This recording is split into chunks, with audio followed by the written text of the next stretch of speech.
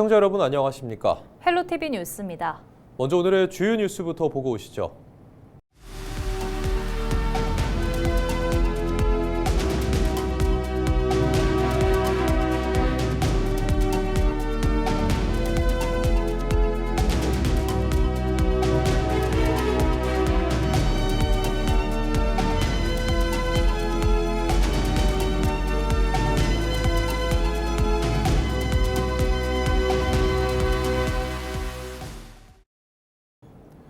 오는 6월 지방선거를 앞두고 더불어민주당의 전남 지역 기초단체장 후보 윤곽이 속속 드러나고 있습니다. 지역별 대진 구도가 구체화되면서 선거 판세에 대한 관심이 높아지고 있습니다. 보도에 송하영 기자입니다.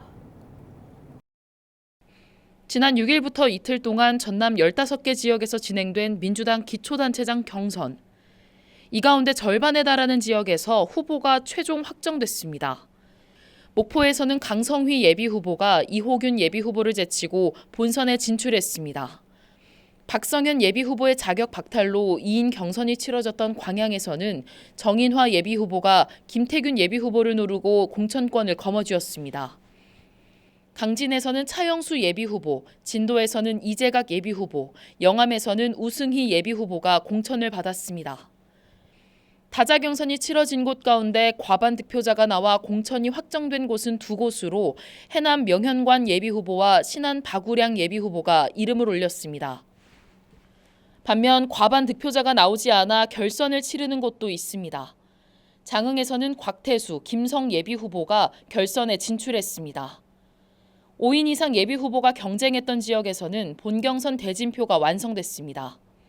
여수에서는 김영규, 백인숙, 서영학, 정기명 예비후보가 본경선 진출을 확정했습니다. 당초 3인 진출이었지만 상위 3명의 여성이나 정치 신인 등이 포함되지 않아 다음으로 점수가 높은 후보 가운데 이를 충족한 후보가 추가 선발됐습니다. 무안에서는 김산, 나광국, 이혜자, 최옥수 예비후보, 완도에서는 신희준, 우홍섭, 지영배 예비후보가 본경선에 올랐습니다. 여수와 무안, 완도의 경우 본경선에서 과반 득표자가 없으면 2인 결선 투표를 통해 최종 후보가 가려집니다. 이 밖에 순천과 고흥 등 7곳은 8일부터 9일까지 경선이 진행된 뒤 10일 경선 결과가 발표될 예정입니다. 헬로티비 뉴스 송하영입니다. 이정현 전 국민의힘 공천관리위원장이 전남 광주 특별시장 출마를 선언했습니다. 이 전 위원장은 8일 그동안의 민심 청취 내용을 정리한 자료를 발표하며 이번 출마가 정치쇼가 아닌 호남 정치 구조를 바꾸는 실험이고 판을 바꾸는 흐름을 만들기 위한 결단이라고 주장했습니다. 이 전 위원장은 당선 가능성이 낮다는 지적도 있지만 정치는 가능성만 보고 하는 일이 아니다며 30여 년 정치 과정에서 8번째 호남 출마를 피하지 않았다고 밝혔습니다. 이 전 위원장은 이번 선거에서 30% 득표하면 민주당의 정책 등 태도가 달라질 것이라며 광주는 AI와 미래차, 전남은 에너지와 항만을 결합해 국가 전략 축으로 만들겠다고 강조했습니다.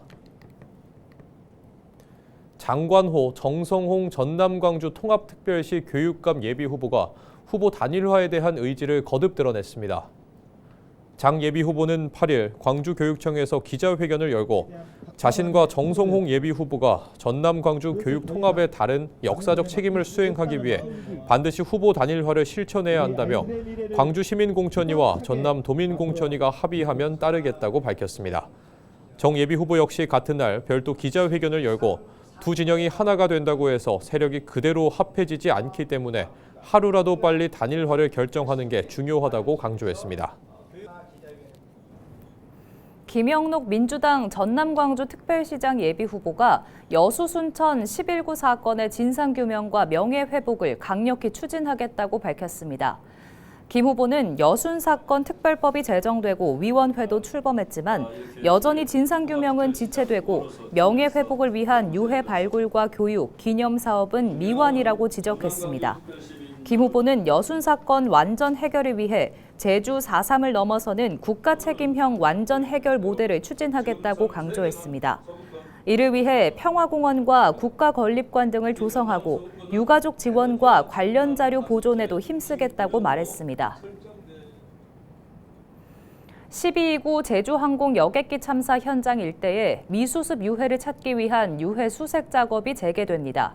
1229 무안공항 제주항공 참사 유가족협의회는 13일부터 약 2달간 국토교통부와 항공철도사고조사위원회, 군, 경찰 등이 무안국제공항 주변을 중심으로 희생자 유해 재수색에 나선다고 밝혔습니다.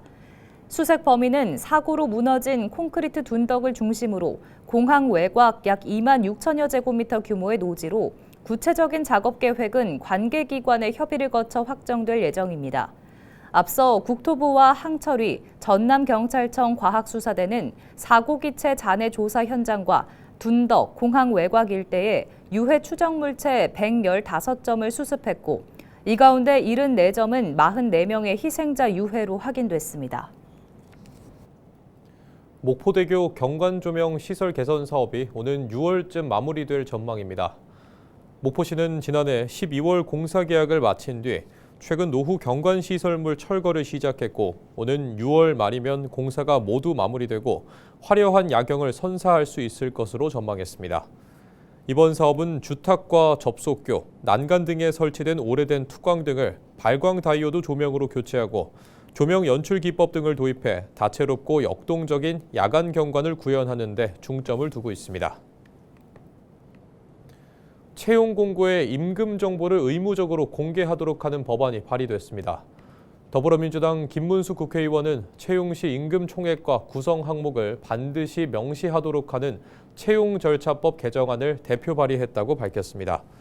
현재는 협의 후 결정 등 임금 비공개 관행이 이어지고 있어 구직자 혼란이 크다는 지적이 제기돼 왔습니다.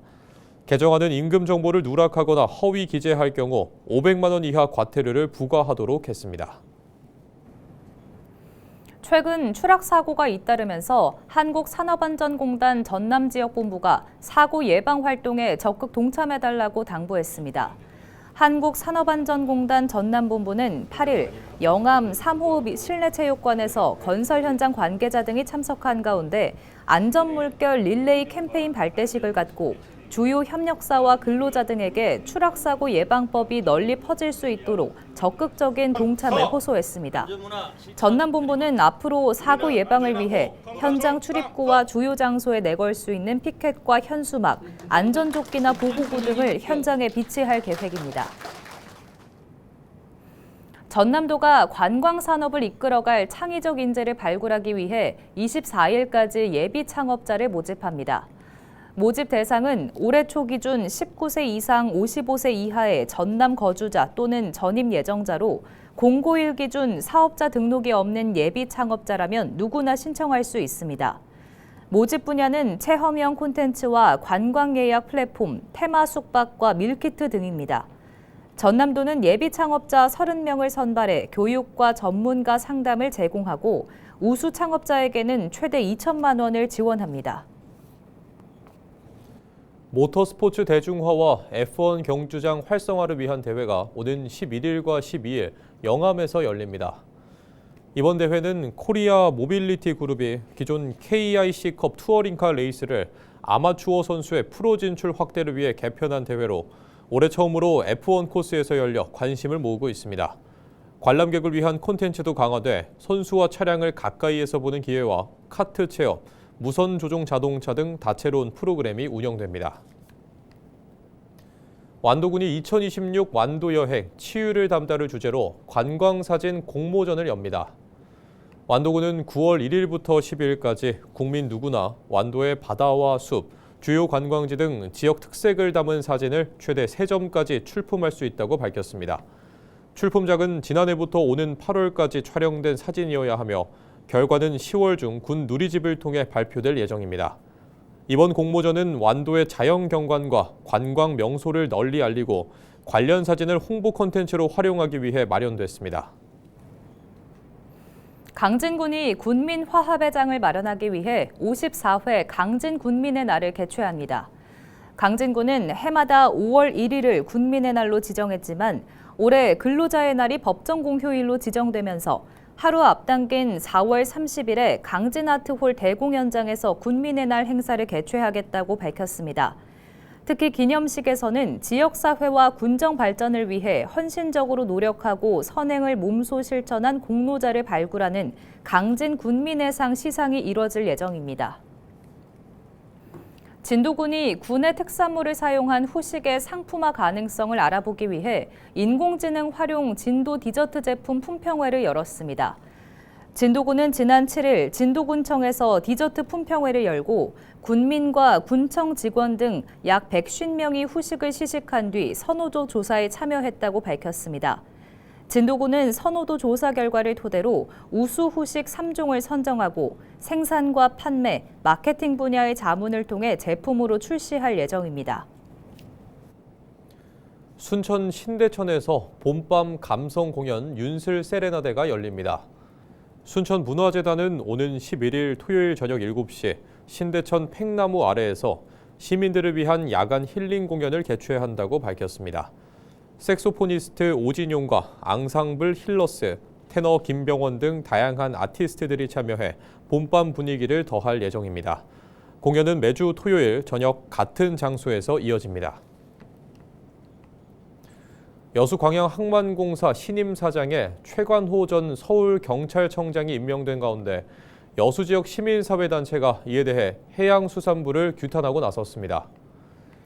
여수선언실천위원회와 여수박람회장 공공활용시민연대는 8일 성명서를 내고 그동안 지역사회가 해양수산부에 해양항만 분야 전문성을 갖춘 인물이 공사 사장으로 임명돼야 한다고 주장했지만 이번 해양수산부의 인사가 이를 무시한 처사라고 비판했습니다. 그러면서 최 신임 사장이 항만공사의 전문성 강화와 여수광양항만 발전, 여수박람회장 활성화를 이뤄낼 수 있을지에 대해 의문이 든다며 해양수산부가 향후 우려 불식을 위한 대책을 제시해야 한다고 강조했습니다.